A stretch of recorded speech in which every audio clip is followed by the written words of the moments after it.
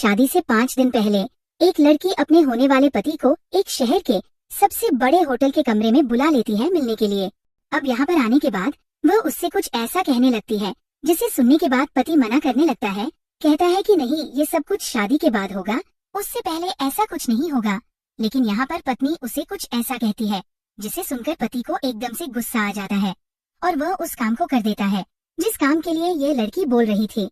उस काम को करने के बाद वह कहती है कि ठीक है, अब कोई भी दिक्कत नहीं है। लेकिन जैसे ही वह काम कंप्लीट हो जाता है तो ये लड़का अपनी तरफ से उसे शादी से मना कर देता है और कहता है कि नहीं, अब मैं तुमसे शादी नहीं कर सकता। कौन थी वो लड़की और क्या कहा था उसने ऐसा जिसे सुनने के बाद ये सब कुछ हो तो गया था, लेकिन उसके बाद शादी से मना कर दिया गया था। पूरी सच्चाई के बारे में जानने के लिए वीडियो को अंत तक जरूर देखें। पंजाब के गांव के अंदर एक लड़की रहा करती है जिसका नाम है पायल। पायल अपने पिता की काफी ज्यादा लाडली बेटी है और वह फिलहाल दिल्ली में रहकर अपनी पढ़ाई लिखाई कर रही है। तो पायल ओपन विचारों वाली है, यानी कि दिल्ली में रहकर उसका दिमाग ऐसा ही हो गया है कि वह खुले विचारों से सभी से बात किया करती है। उसके बाद यहाँ पर जब पायल दिल्ली में पढ़ाई करती है तो वो जवान भी हो गई थी और उसके पिता उसकी शादी की चिंता करते हैं। अब यहाँ पर जो पिता होते हैं बेटी की शादी की चिंता करके इधर उधर उसके लिए लड़का ढूंढने लगते हैं। अब जब पिता लड़का ढूंढते हैं तो वो सोचते हैं कि लड़का ऐसा होना चाहिए, या तो उसके पास सरकारी नौकरी हो या फिर उसके पास ढेर सारी पुश्तैनी जमीन हो जिससे मेरी बेटी को कभी भी समस्याओं का सामना ना करना पड़े। ऐसा ही सोचकर वो लड़का देखता है और देखते देखते उसे एक लड़का मिल भी जाता है। लड़के का नाम होता है दिलीप। दिलीप जो कि मोहाली के गांव का रहने वाला था और यहाँ पर इन दोनों गांव में एक दूसरे गांव से काफी ज्यादा रिश्तेदारी थी। दिलीप के बारे में ज्यादातर इस गांव के अंदर सभी लोग जाना करते थे क्योंकि वो काफी ज्यादा बड़ा जमींदार था और काफी सीधा भी था। उसको ऐसी वैसी बातों से कोई भी मतलब नहीं होता है और यहाँ पर उसकी छवि काफी अच्छी थी। इसके बाद पायल को जब ये पता चलता है कि उसके पिता उसकी शादी कर रहे हैं तो पहले तो वह मना करने लगती है। कहती है कि नहीं पिताजी, हमें शादी नहीं करनी। लेकिन जब पिता कह देते हैं कि बेटा शादी तो तुम्हें एक दिन करनी है और जब करनी है तो अभी क्यों ना कर लो, क्योंकि मैंने लड़का भी देख लिया है और अब तो ये शादी होकर रहेगी। तो उसके बाद जो पायल होती है वह दिल्ली से गाँव आ जाती है और गाँव आने के बाद इस शादी की तैयारियों में जुट जाती है। इधर जो दिलीप के घर वाले होते हैं उनको भी पायल काफी अच्छी लगती है और जब वह ये सुनते हैं कि वह पढ़ी लिखी है तो और भी अच्छा लगता है कि चलो ठीक है, पढ़ी लिखी लड़की से शादी होगी तो बहुत ही अच्छा रहेगा। दिलीप अपने घर पर रहा करता, अपनी खेती बाड़ी देखा करता और साथ में मजदूरों से काम करवाया करता। इधर जो पायल होती है जब वो यहाँ पर आती है तो अपनी शादी की शॉपिंग में जुट जाती है और धीरे धीरे शादी का दिन नजदीक आने लगता है। दोनों परिवार वाले अच्छी तरह से शादी की तैयारियों में जुटे हुए थे और यहाँ पर अब जैसे ही शादी को 12 दिन रह जाते हैं तो उसी दौरान यहाँ पर पायल की जो सहेलियां होती है वह इकट्ठी होती है और इकट्ठी होकर उसे हंसी मजाक करने लगती है। कहती है कि तेरे होने वाला पति तो काफी ज्यादा सीधा है और उसे तो कुछ मालूम ही नहीं है कैसे कैसे जिंदगी बिताएगी। अब यहाँ पर पायल इन बातों को सुनकर मुस्कुरा रही थी क्योंकि उसे एक अच्छा जीवन साथी मिला था। लेकिन तभी यहाँ पर गांव की एक महिला मजाक मजाक में उससे कह देती है कि सीधा ही क्या है, वह तो एकदम से जवान है। अब इस बात को सुनकर यहाँ पर पायल के दिमाग में एकदम ठग से लगती है, लेकिन वो फिलहाल कुछ नहीं कहती और सभी के साथ हंसने लगती है। अब यहाँ पर जो पायल होती है वो दिल्ली के माहौल से यहाँ के माहौल को कंट्रोल करती है और कंपेयर करने के बाद सोचने लगती है कि कहीं वह चाची जो कह रही है वो सही तो नहीं है, क्योंकि इतना सीधा लड़का आजकल देखने को नहीं मिलता जितनी सीधी सीधी इसके बातें हो रही है। इस बात को लेकर पायल अगले 2 से 3 दिन तक काफी ज्यादा परेशान रहती है और जब ये परेशानी कुछ ज्यादा ही बढ़ जाती है तो वह एक दिन अपनी माँ से कहने लगती है कि माँ, मुझे ये शादी नहीं करनी। अब यहाँ पर शादी को केवल 8 दिन बच गए थे और 8 दिन पहले जब पायल ये सब कुछ कहती है तो माँ बड़ी हैरान होती है और कहने लगती है, बेटी क्यों तुम्हें ये शादी क्यों नहीं करनी? तो वह कहती है कि बस मुझे ये शादी नहीं करनी और मैं शादी नहीं करना चाहती।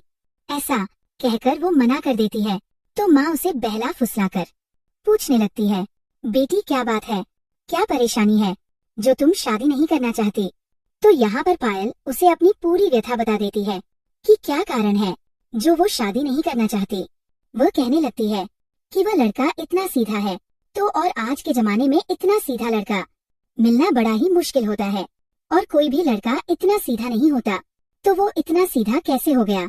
और मुझे तो ऐसे ऐसे लगता है कि कहीं वो मर्द ही ना हो। अब इस बात को सुनकर माँ एकदम से हैरान हो जाती है और कहने लगती है कि नहीं बेटी, ऐसा नहीं है। अगर वो ऐसा कुछ होता उसके साथ तो वो पहले ही शादी से मना कर देता, शादी के लिए हामी क्यों भरता। लेकिन यहाँ पर पायल के दिमाग में शक का कीड़ा दौड़ चुका था, और उसके बाद वह साफ साफ मना करने लगती है और कहती है कि अगर आपको मेरी शादी ही करवानी है तो एक बार मैं उससे मिलना चाहती हूँ, अकेले में, और उसके साथ एक रात बिताना चाहती हूँ।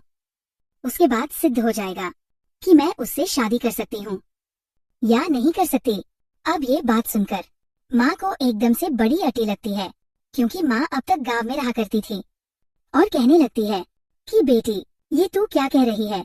लेकिन तभी यहाँ पर जो पायल होती है अपनी माँ को लिव इन रिलेशन के बड़े बड़े पाठ पढ़ाने लगती है और बताने लगती है कि इस तरह से हुआ करता है, तो एक दिन के लिए अगर मैं अपने होने वाले पति के साथ ही लिविंग में रह लूंगी तो कौन सी बड़ी बात है। माँ इन बातों को सुनकर कहने लगती है कि ठीक है बेटी, अगर ऐसी बात है तो मैं मीडिएटर से उसका नंबर ले लेती हूँ। अब यहाँ पर जो बिचौलिया होता है उसको फोन किया जाता है, और फोन करने के बाद दिलीप का नंबर मांगा जाता है। अब जो कि फोन उसकी माँ का था, तो इसी वजह से यहाँ पर जो बिचौलिया होता है वह उसे दिलीप का नंबर दे देता है। सोचने लगता है कि शादी के बारे में कुछ बात करनी होगी, तो इसी वजह से दिलीप का नंबर मांग रहे हैं।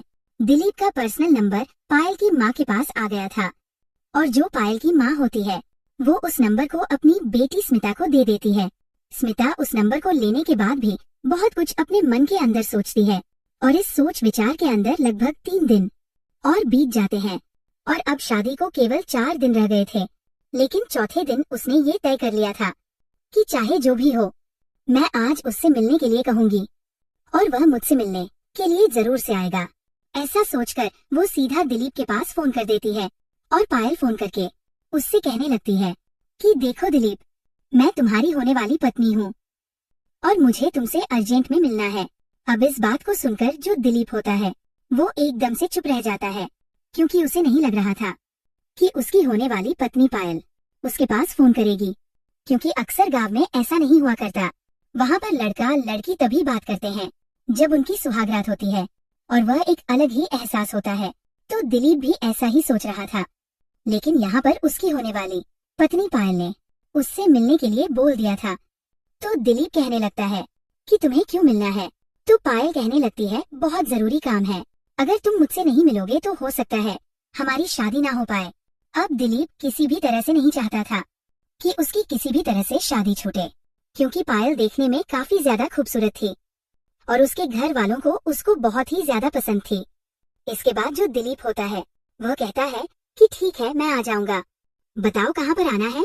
तो बनूर की मार्केट का वह उसे एड्रेस दे देती है, और यहाँ पर जो दिलीप होता है वह कहता है कि ठीक है मैं वहाँ पर आ जाऊंगा, और थोड़ी देर तो मुझे लगेगी क्योंकि अभी मैं खेतों पर कुछ काम कर रहा हूँ। लेकिन तभी पायल कहती है कि कोई बात नहीं, थोड़ी देर लगा देना और बेशक से शाम तक आ जाना, लेकिन जब भी तुम आओ अपने साथ अपना आधार कार्ड लेकर आना। दिलीप पूछता भी है कि आधार कार्ड से क्या काम है, तो वो कहती है कि यहीं पर आकर मैं तुम्हें बताऊंगी। इसके बाद यहाँ पर जो दिलीप होता है वह अपने काम को निपटाने के बाद वहाँ से सीधा उस जगह चला जाता है, और वहाँ जाकर पायल को फोन कर देता है। पायल जो कि पहले से ही तैयार होकर एक रेस्टोरेंट में बैठी हुई थी, और जैसे ही दिलीप का फोन आता है तो उसके बाद दिलीप को फोन करके एक होटल के सामने बुला लेती है, जिसके अंदर कमरे मिला करते हैं। अब दिलीप पायल के कहे अनुसार उस होटल के सामने पहुंच जाता है, और वहां पर जाने के बाद यहाँ पर जो पायल होती है वह कहने लगती है कि चलो दिलीप होटल के अंदर चलते हैं और कमरे में बैठकर बातें करेंगे, क्योंकि वैसे भी हमारी शादी होने वाली है, अगर किसी ने हमें देख लिया तो बहुत ही गलत हो जाएगा। अब दिलीप को ये बात ठीक लगती है, और वह उसके कहे से होटल के कमरे में चला जाता है, और यहाँ पर दोनों अपना आधार कार्ड जमा करके एक कमरे को किराए पर ले लेते हैं। इसके बाद यहाँ पर धीरे धीरे शाम हो गई थी अब तक। अब होटल के कमरे में पहुँचने के बाद जो पायल होती है वह दिलीप से कुछ ऐसा करने के लिए कहने लगती है जो शादी के बाद ही सही होता है दिलीप के नजरिए से। अब जो दिलीप होता है वह कहने लगता है कि नहीं पायल, ये सब हमारे बीच में अभी नहीं होगा, ये सब कुछ शादी के बाद होगा। लेकिन पायल तरह तरह से उसे कन्वेंस करने की कोशिश करती है और कैसे भी करके उसे मनाना चाहती है। लेकिन यहाँ पर जो दिलीप होता है वह साफ साफ मना कर देता है और कहता है कि देखो, हमारे संस्कार ऐसे नहीं हैं और मैं ऐसा बिल्कुल भी नहीं करूँगा। ये सब कुछ हमारे बीच में शादी के बाद ही होगा। और जब किसी भी तरह से ये बात बनती नहीं दिखाई देती है तो उसके बाद पायल कहने लगती है कि नहीं, मुझे शादी से पहले ही करना है। अगर तुम मेरे साथ ऐसा नहीं करोगे तो उसके बाद मैं तुमसे शादी ही नहीं करूंगी। अब इस बात को सुनकर यहाँ पर दिलीप हैरान हो जाता है और कहने लगता है कि क्यों, ऐसा क्या है इस चीज में जो अगर ये नहीं हुआ तो तुम शादी ही नहीं करोगी। तो इसके बाद पायल उसे बता देती है जो बात उसकी पड़ोस की चाची ने कही थी। और इस बात को सुनने के बाद यहाँ पर जो दिलीप होता है वो एकदम से पूरी तरह से हैरान हो जाता है और उसकी तरफ देखता ही रह जाता है। पायल कहती है, देखो दिलीप, बुरा मत मानो, मैं दिल्ली में रही हूँ और मुझे लिवन के बारे में सब कुछ पता है। इस तरह से लिवन हुआ करता है और ऐसा हम लोगों को करना कोई गलत नहीं है। अब इस बात को सुनकर यहाँ पर जो दिलीप होता है वो थोड़ी देर तक सोचता है और उसे इस बात से गुस्सा भी आ रहा था कि वह इसके बारे में ऐसा सोच रही है। तो जो दिलीप होता है वह इस बात के लिए तैयार हो जाता है और पूरी रात भर वह दोनों उसी होटल के कमरे में बिताते हैं। पूरी रात भर वो उस कमरे के अंदर बहुत कुछ ऐसा करते हैं जो उन्हें शादी से पहले बिल्कुल भी नहीं करना चाहिए था। और इन सब चीजों को करने के बाद वो वहीं पर सो जाते हैं। दूसरे दिन की सुबह होती है और सुबह सुबह यहाँ पर जो दिलीप होता है उसकी आँख खुलती है और पायल की भी आँख खुल गई थी। इसके बाद पायल बड़ी खुश होती है और कहती है कि ठीक है, अब तुम अपने घर चले जाओ और मैं अपने घर जा रही हूँ। अब हम दोनों की धूमधाम से शादी होगी और कोई भी परेशानी नहीं है। ऐसा कहते हुए पायल के चेहरे पर एक अजीब सी मुस्कान थी। लेकिन तभी जो दिलीप होता है वो एकदम से मना करने लगता है। कहता है कि पायल, तुमने तो मुझे पास कर दिया अपनी परीक्षा में, लेकिन मेरी परीक्षा में तुम पास नहीं हुई और मैं तुमसे बिल्कुल भी शादी नहीं कर सकता। भूल जाओ मुझे और मैं तुमसे बिल्कुल भी शादी नहीं करूंगा, क्योंकि मुझे ऐसा लगा ही नहीं कि तुम्हें अपनी पत्नी बनाना चाहिए।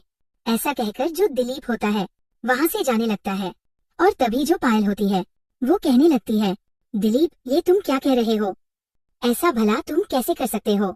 यहाँ पर जो दिलीप होता है वह कहता है कि तुमने ही तो कहा था कि पहले मैं चेक करना चाहती हूँ, तो मैंने भी चेक किया, तुमने भी चेक किया। अब तुम्हारे टेस्ट में तो मैं पास हो गया, लेकिन मेरे टेस्ट में तुम पूरी तरह से फेल हो गई।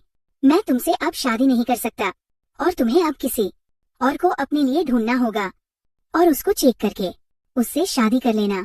ऐसा कहकर दिलीप जो होता है वह दरवाजे को खोलकर वहाँ से निकल जाता है और पायल कमरे के अंदर बैठकर फूट फूट कर रोने लगती है। उसके बाद यहाँ पर जो पायल होती है वह वहाँ से अपने घर जाती है और घर जाकर अपनी माँ को इस बारे में बताती है, क्योंकि इस बात के बारे में कि दिलीप और पायल दोनों एक ही कमरे में एक रात बिता रहे हैं, उस बात के बारे में केवल पायल की माँ को ही पता था और घर में किसी को भी नहीं पता था, ना ही उस मीडिएटर को पता था जो इन दोनों की शादी करा रहा था। अब इसके बाद यहाँ पर जो माँ पायल की माँ होती है वो एकदम से उसे धमकाने लगती है और कहती है कि तुझे ही लग रहा था ना कि इस तरह से करना चाहिए, अब तो भुगत जो होगा सो देखा जाएगा। कोशिश करके देख लेती हूँ कि ये लोग शादी के लिए मान जाए।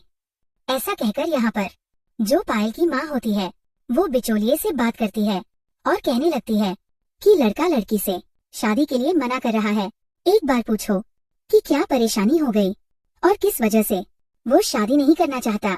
इसके बाद जो मीडिएटर होता है वो उससे कहने लगता है कि भाई, क्या बात हो गई, तुम उससे शादी क्यों नहीं करना चाहते?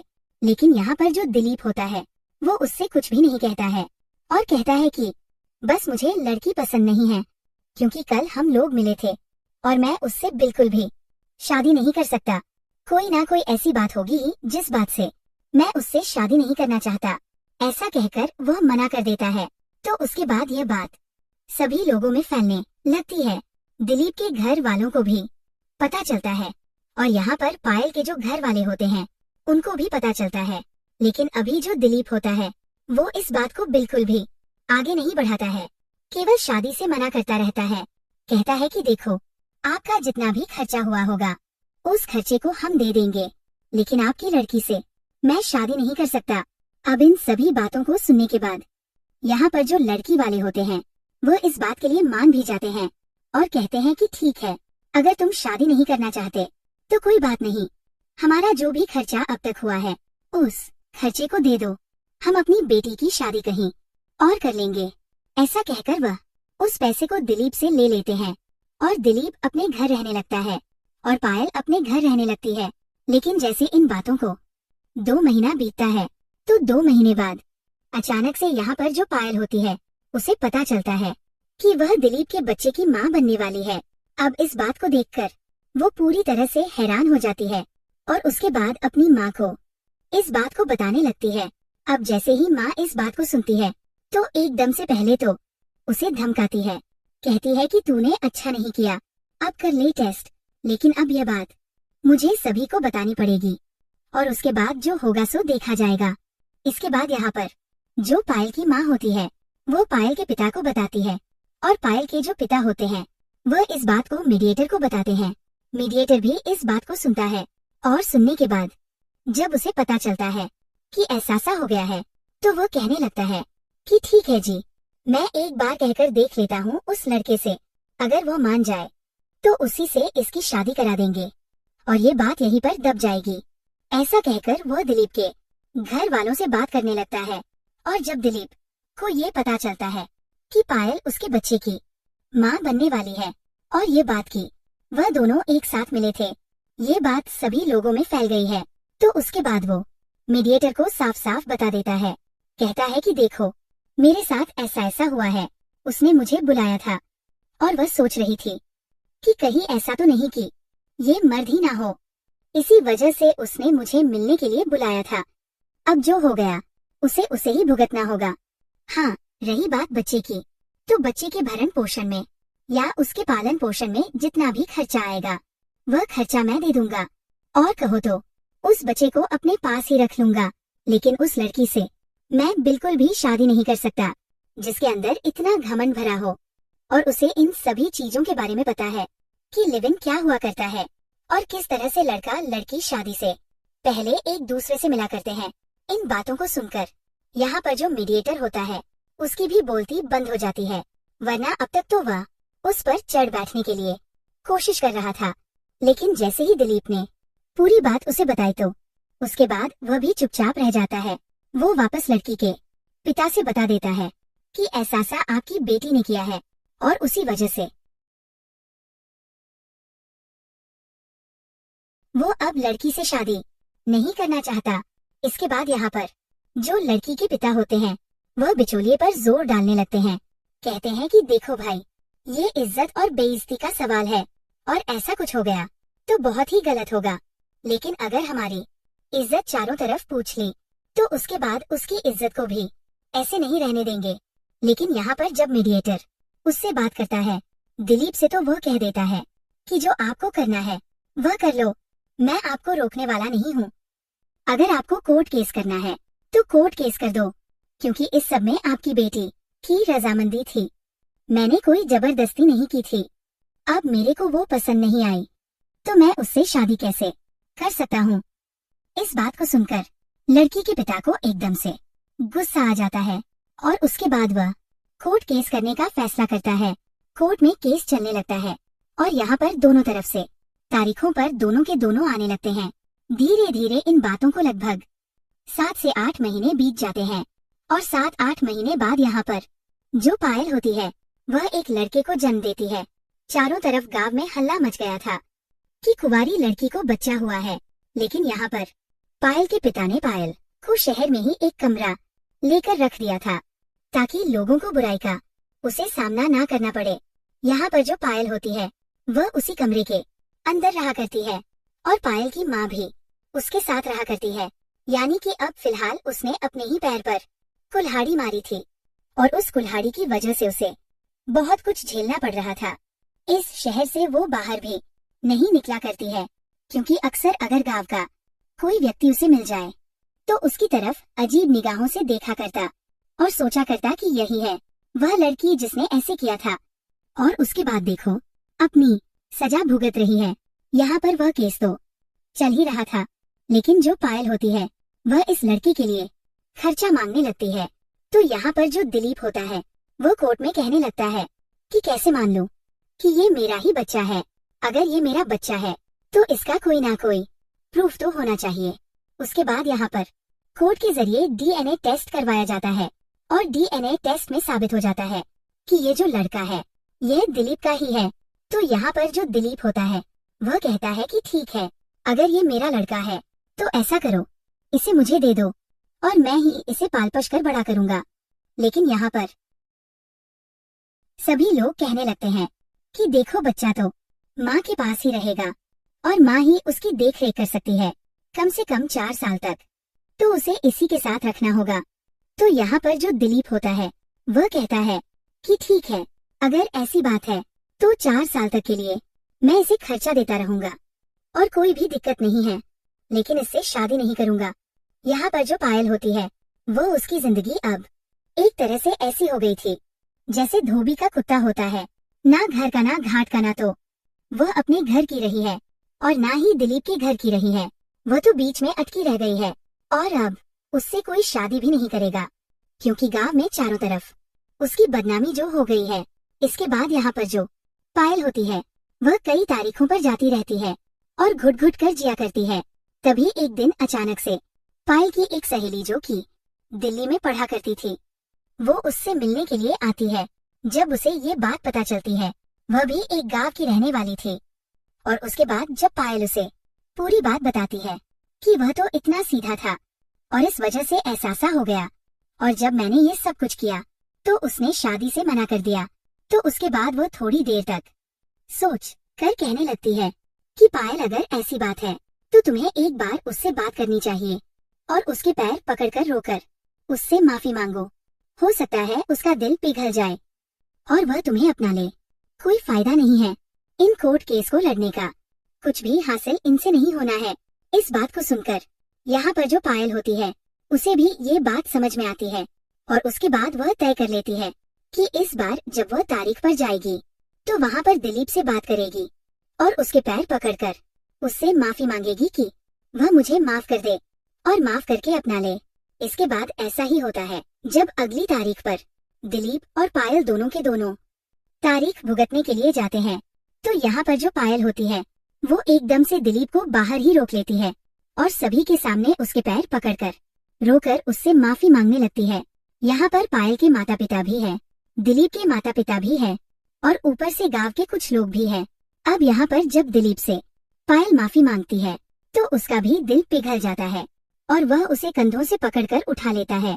कहता है कि बताओ पायल, क्या हुआ, क्या परेशानी है तुमको। तो उसके बाद पायल कहने लगती है कि मेरी सभी गलतियों को माफ करके मुझे अपना लो, क्योंकि मेरी जिंदगी पूरी तरह से बीच में लटक चुकी है। मैंने जो कुछ भी किया था वो गलत था और ये मेरी ही गलती थी और इसके लिए मैं पूरी तरह से शर्मिंदा हूँ और मेरे किए की सजा मुझे मिल चुकी है, लेकिन अब मेरी जिंदगी को बर्बाद मत करो। यहाँ पर जो दिलीप होता है जब पायल की हालत को देखता है तो वह भी उसे माफ कर देता है और माफ करने के बाद उसे अपने घर के अंदर ले आता है और शादी करके उसे अपने घर में ही रखने लगता है। बच्चे के साथ में उसे स्वीकार करता है। आज उनको एक साथ रहते हुए लगभग 1 साल हो गया है और वो लोग खुशियों के साथ अपना जीवन व्यतीत कर रहे हैं। तो दोस्तों, ये थी आज की कहानी जहाँ पर एक लड़की की ओवर स्मार्टनेस उसी के ऊपर भारी पड़ गई और उसको बहुत कुछ भुगतना पड़ा। आप क्या कहना चाहते हो पायल के बारे में? आप क्या कहना चाहते हो दिलीप के बारे में? आपकी जो भी राय हो कमेंट सेक्शन में लिख सकते हो, लोगों के साथ शेयर कर सकते हो। वीडियो अगर अच्छी लगी हो तो वीडियो को लाइक और चैनल को सब्सक्राइब जरूर करें। धन्यवाद।